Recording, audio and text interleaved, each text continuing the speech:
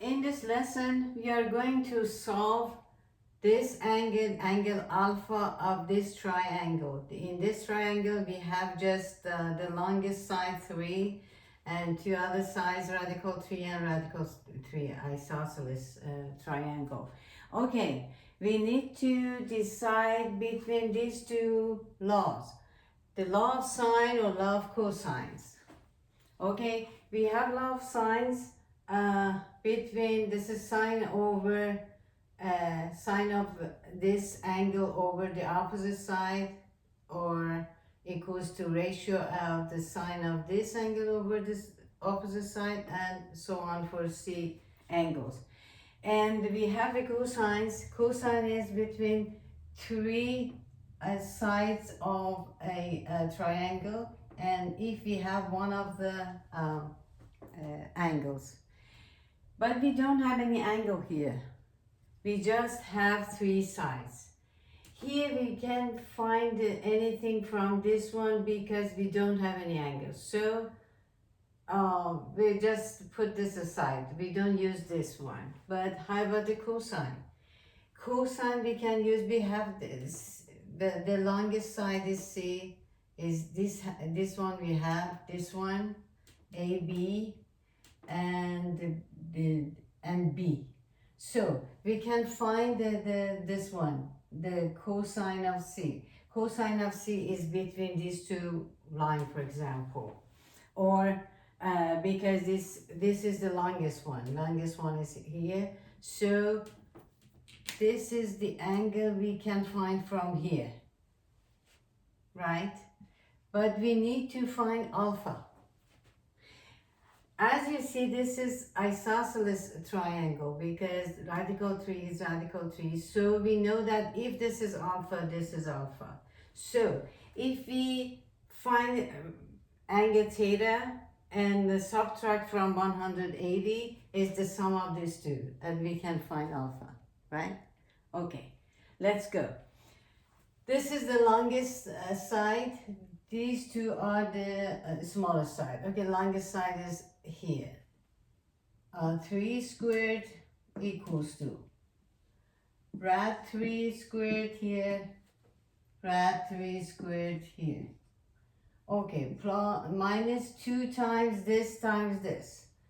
2 times radical 3 times radical 3 times cosine of this one, theta. Okay, just evaluate this. This is 9 equals to radical 3 squared gets 3 minus radical 3 times radical 3 gets 3 times 2 gets 3 times, this is 3 times, this is 6. Cosine of theta is missing. Radical 3 squared gets 3. Okay, 9 equals to 6 minus 6 cosine theta. Negative 6 gets 3 equals to negative 6 cosine theta. How about cosine theta? This one divide by negative 6, divide by negative 6. Negative half equals to cosine theta. Cosine of this theta is negative half. Okay, we don't have angle. We don't have, we have the answer. Okay, what can we do? We use the arc cosine. Arc cosine of negative half is what? This is theta. Okay, theta is cosine of negative, arc cosine of negative half. Okay, what is this? Okay, the cosine is negative half. Cosine is negative. As you see in unit circle, this is very useful, you know. This is cosine. Cosine is here is 1, 0, negative 1. But the cosine of something, some angle is negative. Negative is here. Negative here, it means that it must be in this way. Okay, cosine is. Okay, negative half, if cosine of a reference angle is cosine of half positive,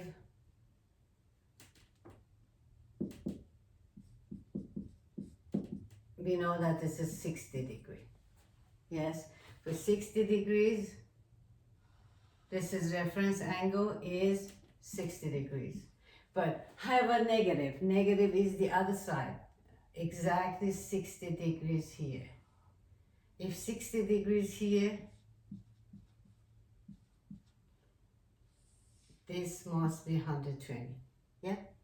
So theta is equals to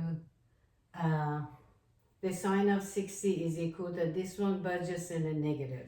This is theta is 120 degree. Yes, because the cosine is negative, negative is here. This one or this one. Okay, the reference angle, we talked about this before. This is 60 degree because the cosine of 60 is half. But this is negative, it must be here. So from 0 to here is 120 because 180 minus 60 gets 120. Okay, but we have theta. Theta is 120. How about alpha? Okay, 100 alpha, 2 alpha e plus 120 gets 180.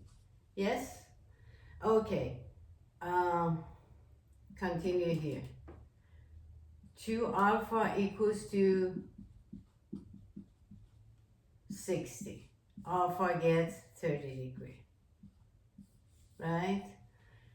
30 degree gets 60 plus this 180 degree. Okay, so alpha is 30 degree. Hope you like this question.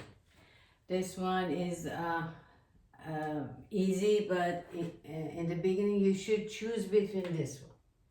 You can choose this one because we have angle here and 3 sides. Here we just have a ratio of this one. We don't have, if we had one of this angle we could use this, but this time just the law of cosine is useful, okay, and practical. Hope you like this kind of question, and see you later with another trigonometric function. Thank you. Bye-bye.